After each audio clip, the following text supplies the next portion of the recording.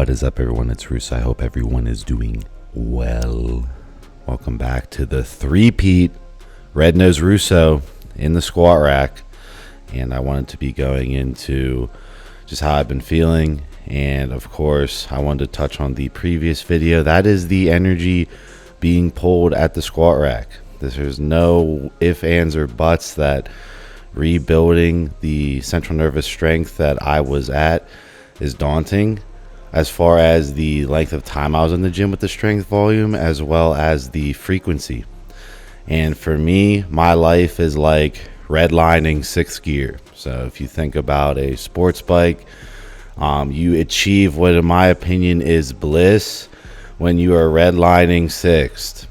And I'm either on or off two-stroke motor, and yeah, I'm back on. I really do feel good in the gym again. You can see the just the movements look so much more natural. I don't feel like I'm going to collapse anymore squatting, and now I'm like, okay, it's time to get back to that crazy level of training. And it goes back to the basics of my strength base not being up to par with what I want to personally do in the gym, how I personally want to train. Now, I enjoy the 7-day-a-week training frequency because I was a distance runner before this, and I am replacing the distance running drive with this, so I don't deteriorate my body long distance running. I instead build my body in the gym, but I need to do something every day, and that could be because I am more of like a hunter type persona where I like the build up of the energy before the gym. I like the build up that I get to feel, and each day I can yo-yo and I can wave that, and then once I'm redlining, I can output that into other work, and everything has been pretty much that way since I was born. I really do enjoy the, in quotation marks, bipolar showcase to demonstrate that that's why you want to go in the gym. You're holding that heat. I'm holding that frequency of Bane can't be touched, and I am exerting it into something that is going to be fulfilling day by day as far as overall energy expenditure being dramatically higher. So I wanted to go into the cycle. So this S23 by far was the correct move, and I do believe the injectable LGD was the correct move before, considering how easy it is for me to recover at this point while staying at 7 days a week. And this squat session, I was really pushing a volume tree, and I took it all the way to absolute failure, and I almost knocked myself out in the gym. And I basically, I had a huge goose egg on the back of my head, because it's not funny when you have to dump a squat, and I did not get my head out of the way quick enough. And that is the Red Nose Russo, right? I got right back in the squat rack, got right back to work because I didn't pass out.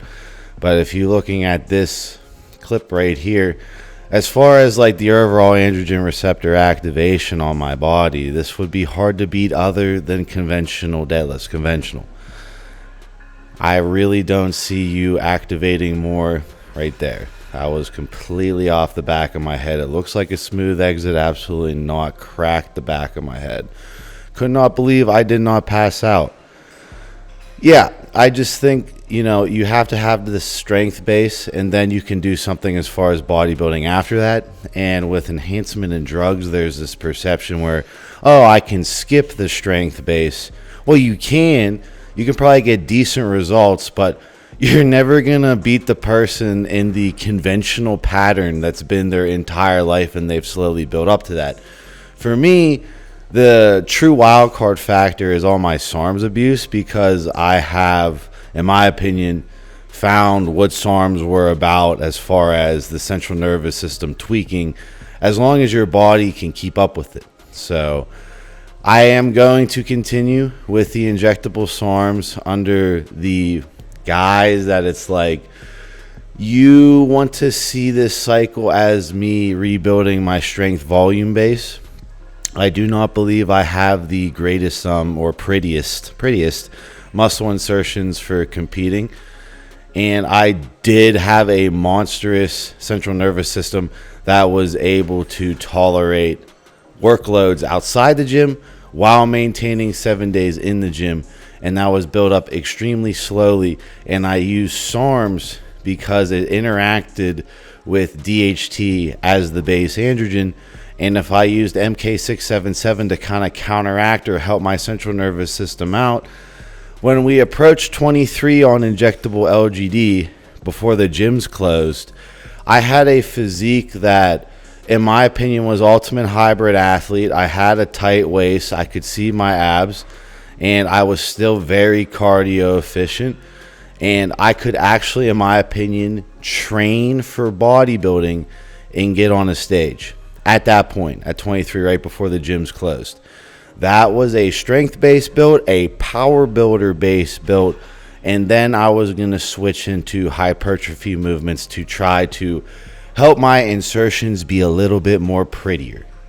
But I am back at square one. I am rebuilding my strength base. I am rebuilding the extreme hour 45, which in my opinion is a long session. I think an hour 45 is an extremely long session if you're actually doing things in the gym. And I had a legitimate hour 45 of legitimate volume, and it will take quite a while for me to get there. I think the injectable LGD, the injectable S23, paired with mk677, and obviously testosterone under it, this is the setup that got me there, got me to the dance. So I'm just going to repeat that again and go from there. I'm also not too excited to cut as far as right now because of the gynecomastia.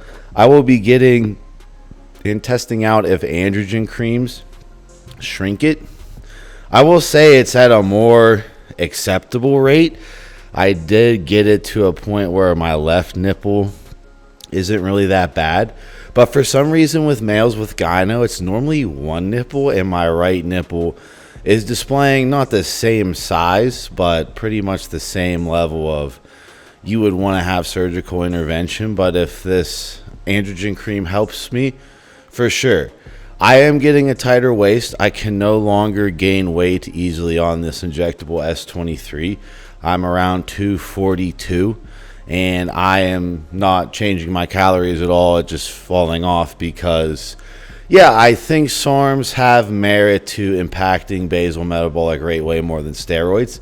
I think that could actually make them, less good for visual appearance in bodybuilding, and overall maybe they are just in a league where you would want them on HRT as a TRT on top supplement or supplement drug, or you would want them as I'm creating a hybrid athlete type physique.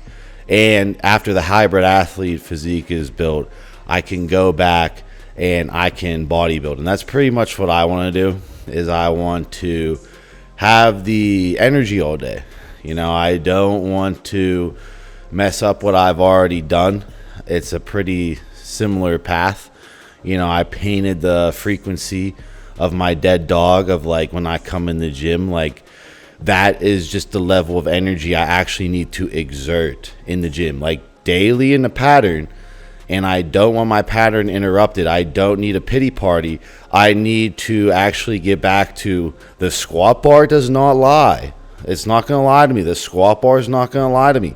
The conventional deadlift volume is not going to lie to me. That's going to be concreted in how I electrically feel each day, the stronger I get on that volume.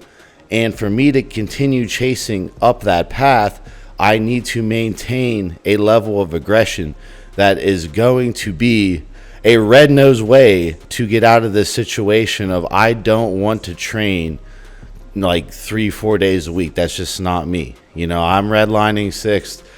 I'm a two-stroke motor. I really do enjoy going to the gym daily, and I did use a performance-enhancing drug setup that allowed me to do that. And basically, I think the CNS gains were permanent, is what I was saying, is if you went off and did this setup and then went back to your traditional bodybuilding cycles, I think you would look better after you went through one of these SARMs hybrid cycles. And on the SARMs hybrid cycle, I would expect you to look, in quotation marks, worse. I'd expect you to slingshot or yo-yo your CNS. And rebuilding the CNS is one of the big things that older lifters find trouble in the gym. And I do think hyperstimulating the AR was something that bumps DHT off the receptor, which neurochemically could impact your CNS. It's something you should look into. Obviously, there's a lot of systemic inflammation and side effects, but I hope you learned something. I'll see you guys in my next video.